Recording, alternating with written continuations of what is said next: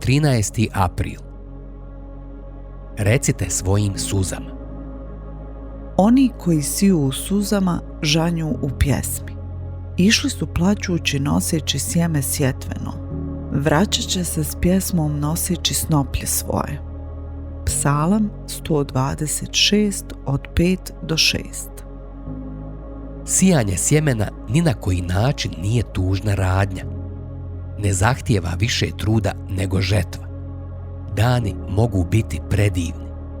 Može postojati velika nada za žetvu. Ipak, psalam govori o sijanju u suzama. Kaže da neko ide plačući noseći sjeme sjetveno. Zašto plaču?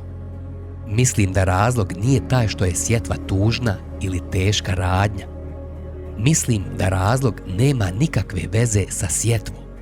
Sjetva je jednostavno posao koji se mora obaviti, čak i onda kada se događaju stvari u životu zbog kojih plačemo.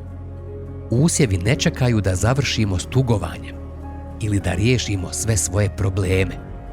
Ako mislimo da imamo hrane za sljedeću zimu, moramo otići napolje i posijati sjeme, plakali mi ili ne. Ako radimo tako, psalam obećava da ćemo žeti s pjesmom. Vratit ćemo se s pjesmom noseći snoplje svoje. Ne zato što su suze sjetve proizvele radost žetve, nego zato što samo sjetva donosi žetvu. I to trebamo imati na umu čak i onda kada nas naše suze pokušaju dovesti u iskušenje da odustanemo od sjetve. Dakle, pouka je sljedeća. Kada imate jednostavne i jasne poslove koji se moraju obaviti, a preplavljeni ste tugom i suzama koje lako naviru na oči, slobodno ih obavite u suzama. Budite realistični. Recite svojim suzama, razumijem vas. Zbog vas bih htio da odustanem od života, ali postoji polje koje treba zasijati, suđe koje treba oprati, auto koji treba popraviti, propovijed koju treba pripremiti. Recite na osnovu Božje riječi. Znam da ćete proći. Sama činjenica da samo obavljam svoj posao u suzama i svemu drugom će na kraju donijeti žetvu blagoslova.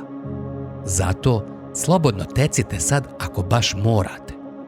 Ali iako to još ne vidim ili ne osjećam u potpunosti, vjerujem da će jednostavni posao mog sijanja donijeti snopove žetve i da će moje suze biti preokrenute u radost.